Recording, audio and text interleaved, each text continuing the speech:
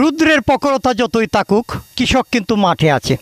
আর যে কৃষকরা মাঠে কাজ করছে তাদের কয়েকজনকে আমরা কিছু পানি দেব। আপনারা এই বচন প্রতিদিন আপনাদের সঙ্গে এই রোদে পুড়ে বৃষ্টিতে ভিজে সবসময় পাকুন্দিয়ার আনাচে কানাচ থেকে সকল রকম তথ্য দেওয়ার চেষ্টা করছে।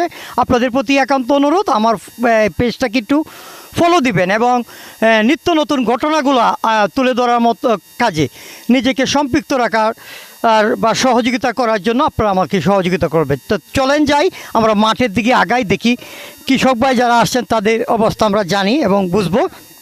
দুজন কৃষক ভাই কিন্তু আসছেন। ভাই কই থেকে আসলেন? ভাই মাঠের থেকে আসছি, ধান কাটতেছি। হ্যাঁ, তো ওই কাঁদে খাদে আমার বাইকই না। বাইক না কি আপনাকে আনতে গেছিল বন্ধে? না, আমার কাছে পাশে সবসময় থাকে। মানে আপনাকে অসংখ্য ধন্যবাদ। আপনি কাজ করতেছেন, কৃষক ভালোভাবে কাজ করছেন, আপনাদেরকে এর জন্য আরও ছায়াই চলে যান। পিছনের ভাইয়ের সঙ্গে একটু কথা বলি।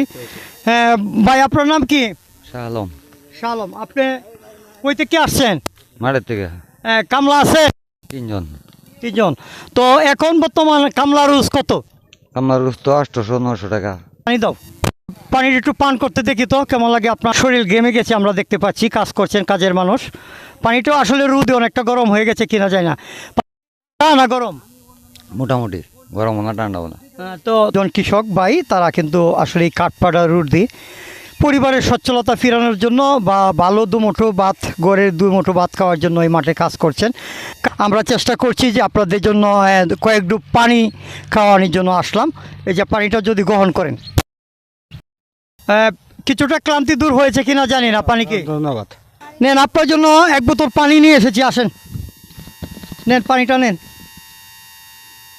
অনেকে স্ট্রোক হবে এই ভেবে ঘরে বসে রয়েছেন, কিন্তু কৃষকরা বসে নেই, তারা কিন্তু মাঠে ঠিকই কাজ করছে। মাঠ থেকে ধান গড়ে তোলার জন্য অবিরাম পরিশ্রম করে যাচ্ছে। আপনারা দেখেন এই যে প্রখর রোদে, এই যে আমরাও যে মাঠে আসলাম, শরীর ঘেমে চৌচির হয়ে গেছে, তারপরে কিন্তু আসছি যে কিছুটা জল যদি তাদের মুখে তুলে দিতে পারি, এর মধ্যে যদি হাসি ফুটে আসে, সেই হাসিটা দেখার জন্য।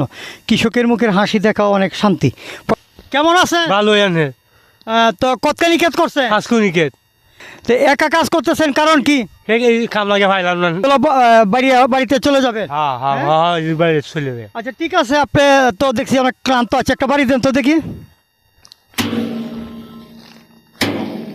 ডামে দেখছেন ধান বাড়িয়ানোর দৃশ্য আপনাদেরকে দেখিয়েছিলাম, মেশিন দিয়ে ধান সংগ্রহ করে, কিন্তু এখন ডাম থেকে দেখাচ্ছি কীভাবে ডাম দিয়ে বাড়িয়া ধানগুলা নিচে রাখছে। যাই হোক।